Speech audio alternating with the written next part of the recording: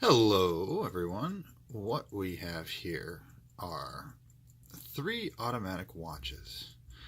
And today we're going to test the winding abilities of these watches and compare. To the left, we have a Squale 1521 limited edition TGV Lion-Shark, which is an ETA 2824 based movement. And in the middle, we have a Citizen Grand Touring, which is a Miyota 9012 caliper, which is basically a decorated and tweaked version of the 9015 from what I gather. And on the right, we have a Seiko with a 4R35 movement. I forget the reference number of this watch off the top of my head, but it's part of the Seiko core collection, is often sold at Sears and Macy's and places like that. It's a pretty common watch. It comes originally on a hideously ugly two-tone bracelet, but actually this watch looks fantastic on a strap.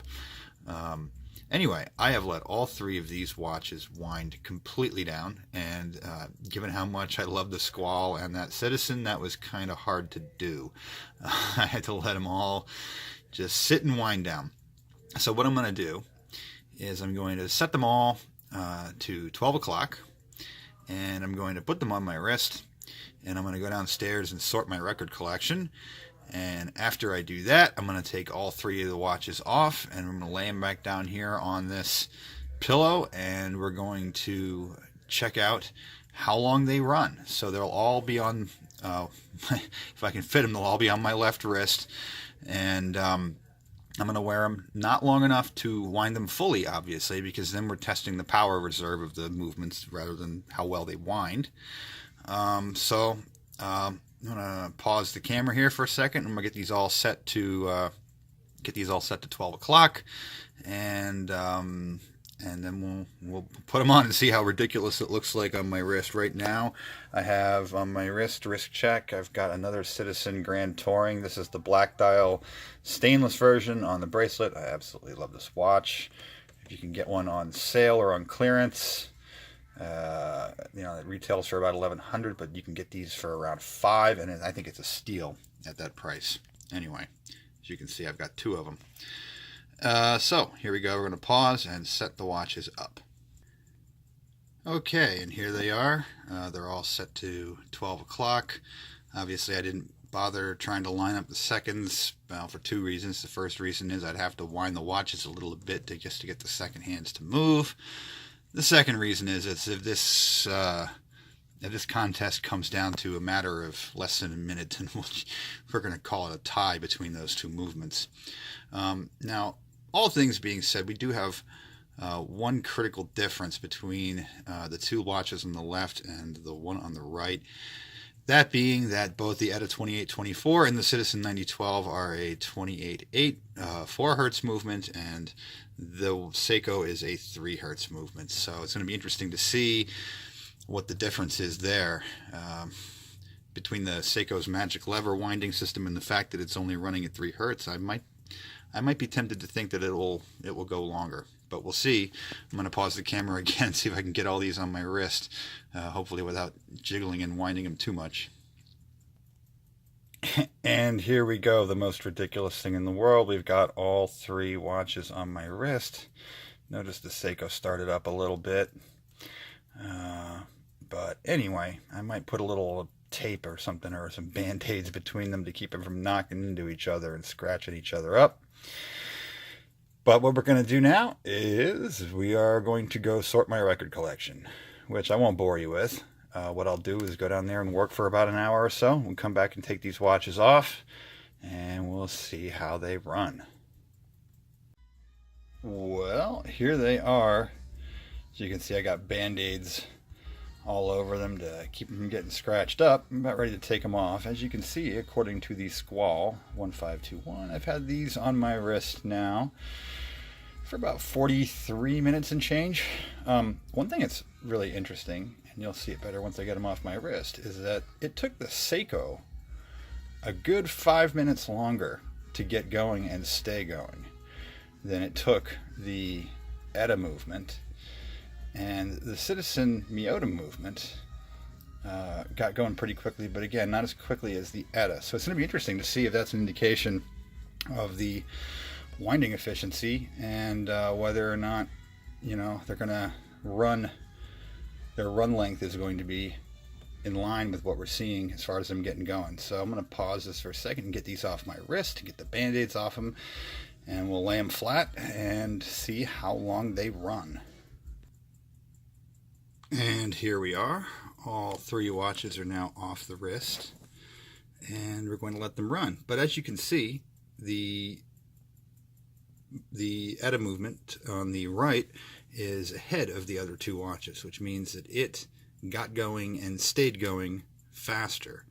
The Seiko is about 6 minutes behind the ETA, give or take 30 seconds. Remember, I didn't synchronize the second hands to start with, even though they appear to be pretty close now on those 2 watches. And the Citizen got going about a minute or so after the ETA, and still a good, 4 or 5 minutes ahead of the Seiko, which is very interesting because the Citizen, as we all know, is a unidirectional winding watch, whereas both the Seiko and the ETA are bidirectional. The ETA uses reversing gears for the bidirectional winding, whereas the Seiko uses the vaunted magic lever system.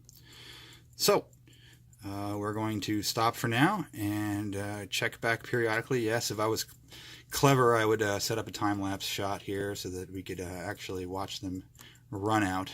But I didn't think that far in advance, and so, no trickery here. I'm going to let them do what they do, and we'll see how that turns out.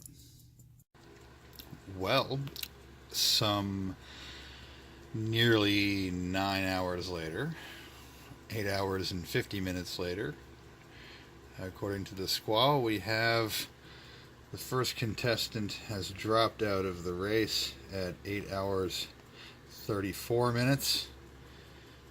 Perhaps unsurprisingly, after all, it is the unidirectional winding versus the bidirectional winding.